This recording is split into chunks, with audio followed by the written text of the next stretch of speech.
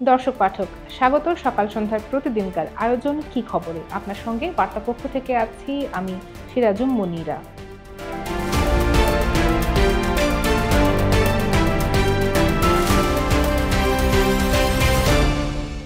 দর্শক, আজ বাজেটের দিন। কি খবরেও আমরা আজ আলোচনা করব বাজেট নিয়েই। একটু আগেই সংসদে 2024-25 অর্থ বছরের বাজেট প্রস্তাব করেছেন অর্থমন্ত্রী আবুল হাসান মাহমুদ আলী। তাতে তিনি আসছে বছর সরকারের ব্যয়ের যে ফর্দ করেছেন তার অঙ্ক দাঁড়িয়েছে 7,97,000 কোটি টাকা। অর্থনীতির ছাত্র হয়ে কূটনীতিতে ক্যারিয়ার গড়া মাহমুদ আলী এই প্রথম জাতীয় বাজেট দিলেন। তবে এমন এক সময়ে যখন দেশের অর্থনীতি রয়েছে বড় সংকটে, একদিকে রিজার্ভ নিয়ে হাঁপিতে, অন্যদিকে মূল্যস্ফীতির চোখ রাঙানি, সব মিলিয়ে এবারের বাজেট তৈরি করতে যে কারো হিমশিম খাওয়াটাই স্বাভাবিক। সেই পরিস্থিতিতে দাঁড়িয়ে কেমন বাজেট দিলেন অর্থমন্ত্রী তা নিয়ে আমরা কথা বলবো সহকর্মী আব্দুর রহিম হারমাছির সঙ্গে, যিনি 3 দশক ধরে সাংবাদিক হিসেবে বাজেটের নারী নক্ষত্র খুঁটিয়ে দেখে আসছেন। আব্দুর রহিম হারমাছি, আপনাকে স্বাগত। আপনাকে স্বাগত, দর্শকদেরও স্বাগত। শুরুতেই জানতে চাইবো, এবারের বাজেট কেমন দেখছেন আপনি? মূল্যস্ফীতি নিয়ে কি ভেবেছেন অর্থমন্ত্রী, আর প্রবৃদ্ধির লক্ষ্যমাত্রায় বা কেমন ধরা হয়েছে? সার্বিকভাবে বলা যায় যে বাজেটটা এমন একটা সময়ে মাননীয় অর্থমন্ত্রী দিলেন যখন আসলে এক ধরনের বড় ধরনের সংকট চলছে আমাদের অর্থনীতিতে। আমাদের অর্থনীতিতে বললে ভুল হবে, বিশ্বব্যাপী অর্থনীতিতে এক ধরনের সংকট চলছে। বিশেষ করে যেটা আমি বারবার বলে থাকি, সেটা হচ্ছে যে আমাদের 2 বছরের করোনা মহামারী, তারপর 2.5 বছর ধরে চলা রাশিয়া ইউক্রেন যুদ্ধ, একই সঙ্গে মধ্যপ্রাচ্যের যুদ্ধটাও মাঝখানে ঢুকে পড়ায় একটা বড় ধরনের ধাক্কা লেগেছে আমাদের অর্থনীতিতে। সেই একটা প্রতিকূল অবস্থার মধ্য দিয়ে মাননীয় অর্থমন্ত্রীকে বাজেটটি দিতে হলো। এবার বাজেট যদি আমরা তথ্য নিয়ে আলাপ করি, তাহলে বাজেটের আকারটা হচ্ছে 7,97,000 কোটি টাকা। সাধারণত আমরা অতীতে দেখেছি যে বাজেটের আকার আগের অর্থ বছরের বাজেটের চেয়ে প্রায় 15, কখনো কখনো 20% মতো বাড়তে দেখেছি। কিন্তু আমরা গত বাজেটের সঙ্গে বা বিদায়ী বাজেটের সঙ্গে এই নতুন বাজেট তুলনা করি, তাহলে দেখতে পাবো 4.6% মতো বেড়েছে। অর্থাৎ দেশের যে এক ধরনের অর্থনৈতিক সংকট চলছে, দেশে যে সরকারের আর্থিক মানে সংকটের মধ্যে আছে, সেই কারণে প্রায় 2 বছর আগে থেকে কিন্তু সরকার কিচ্ছু সাধনের পথ বেছে নিয়েছিল। সেই ধারাবাহিকতাই কিন্তু এবারের বাজেটটিও দেওয়া হয়েছে। সেই কারণে বাজেটের আকারটা আপনার ওইভাবে গতানুগতিকভাবে যতটা বাড়ে সেইভাবে বাড়েনি। এইখানে বাজেটের যে ঘাটতি, সেই ঘাটতি পূরণের ক্ষেত্রেও আমরা দেখেছি যে গতবার যতটা ঘাটতি ধরা হয়েছিল তার থেকে কিছুটা হলেও কম ধরা হয়েছে। এই ঘাটতি, সামগ্রিক ঘাটতি যদি আমরা গতবার দেখেছিলাম বাজেটের 5% বেশি ছিল, এবার কিন্তু জিডিপির অনুপাতে ঘাটতি 4.5% ধরা হয়েছে। অর্থাৎ বাজেটটা এমনভাবে করা হয়েছে, তাতে সংকট বিবেচনায় রেখে করা হয়েছে। একই সঙ্গে নতুন সরকারের প্রথম বাজেট, সেই বাজেটে কিছুটা মানুষকে একটু স্বস্তি দেওয়ারও প্রচেষ্টা আছে। কিন্তু বাজেটের যেটা সবচেয়ে উল্লেখযোগ্য বিষয় সেটা হচ্ছে যে মূল্যস্ফীতি নিয়ন্ত্রণে রাখার ক্ষেত্রে যে লক্ষ্য ধরেছেন মাননীয় অর্থমন্ত্রী, সেটা কতটা পূরণ করতে পারবেন সেটা নিয়ে ব্যক্তিগতভাবে আমার যথেষ্ট সংশয় আছে।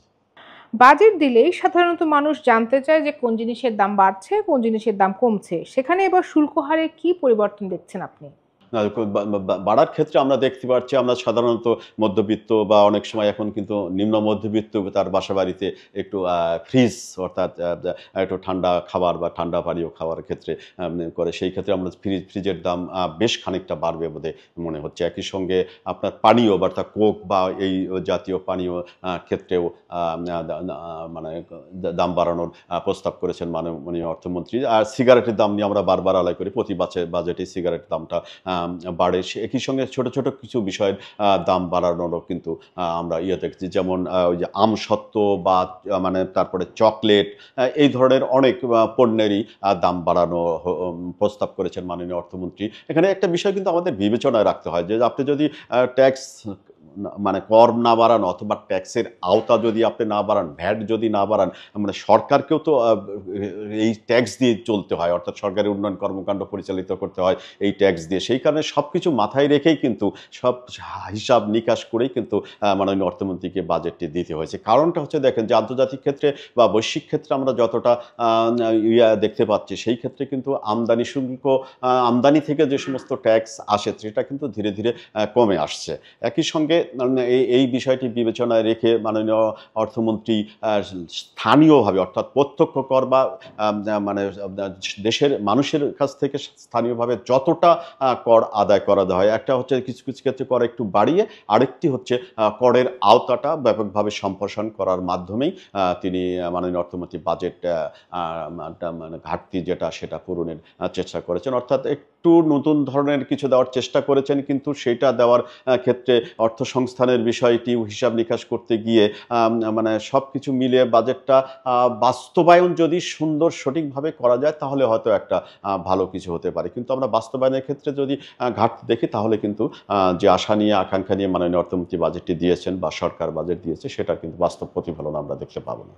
শুল্ক হারে এখানে বলে রাখা প্রয়োজন যে শুল্ক হারের বিষয়টি অনেকটাই আমরা লক্ষ্য করেছি যে আন্তর্জাতিক মুদ্রা তহবিল আমাদের $4.7 বিলিয়ন ঋণ দেওয়ার ক্ষেত্রে যে সমস্ত শর্ত দিয়েছিল সেই শর্ত মাথায় রেখেই শুল্ক কাঠামোটাকে নতুন বাজেটে সাজানো হয়েছে।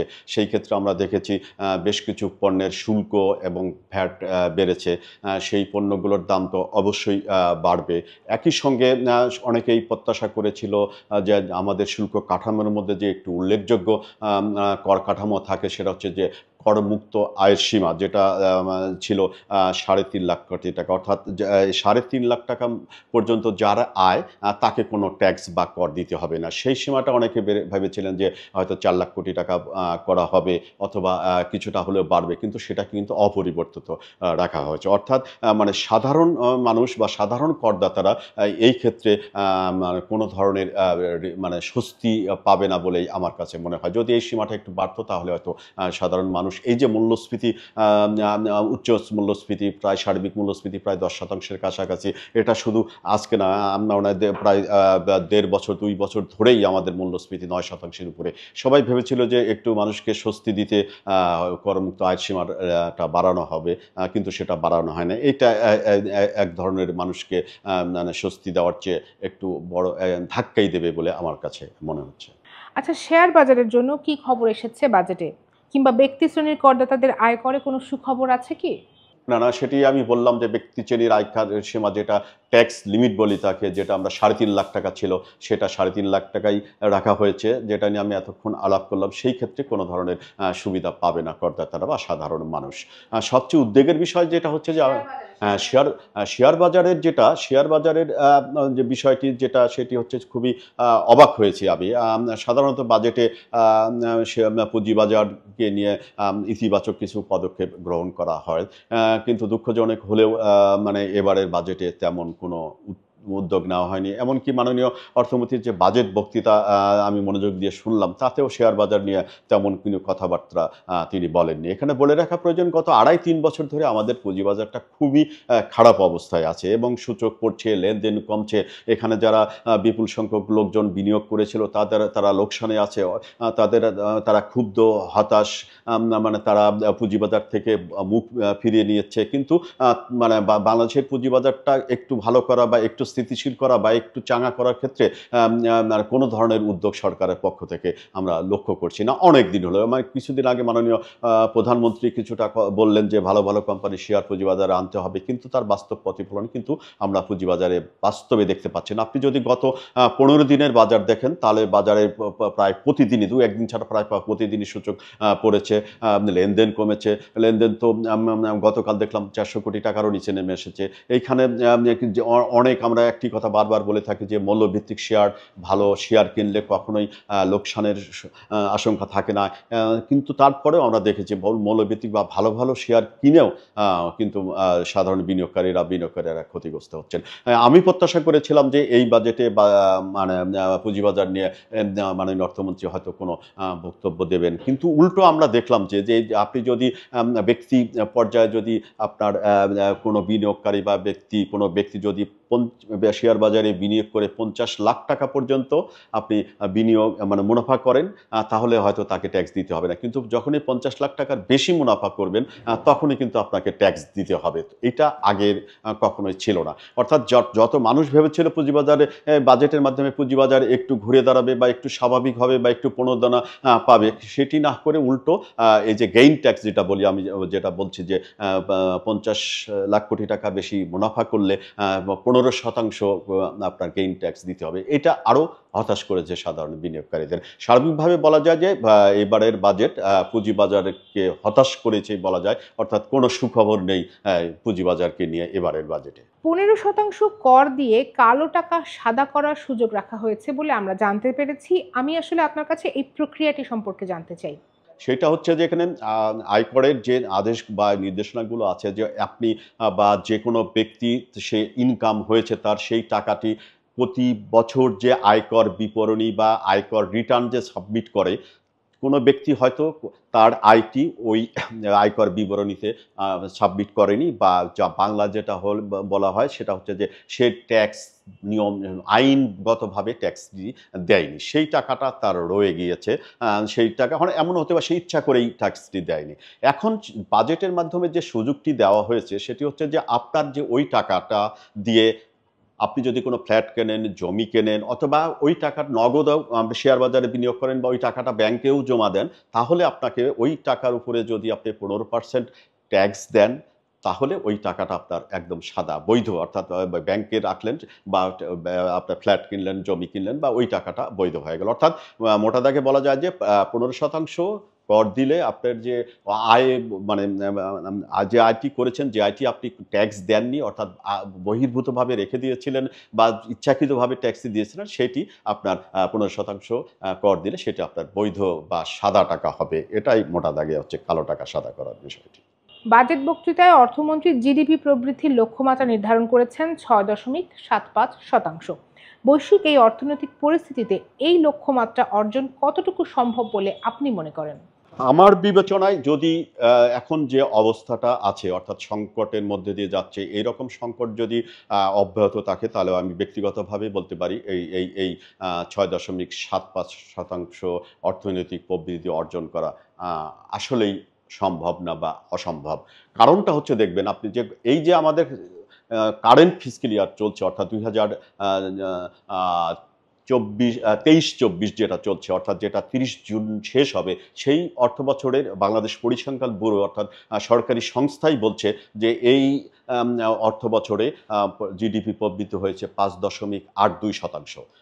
হ্যাঁ, এটা 7 মাসের হিসাব ধরে, অর্থাৎ জুলাই থেকে জানুয়ারি পর্যন্ত হিসাব করে এই প্রক্ষেপণ করেছে বাংলাদেশ পরিসংখ্যান ব্যুরো। যদি বছর শেষে আমরা যেটা দেখতে পাচ্ছি 7 মাস হিসাব করেছে, আবার যে বাকি যে 5 মাসও কিন্তু ভালো যায়নি। সেই হিসাবে এমনও হতে পারে যে এই যে 5.82% জিডিপি প্রবৃদ্ধি অর্জিত হয়েছে বলে যে বিবিএস বলছে, সেটা এমন হতে পারে কমেও আরও কম হতে পারে, আবার এমনও হতে পারে হয়তো বাড়লেও অল্প বাড়বে।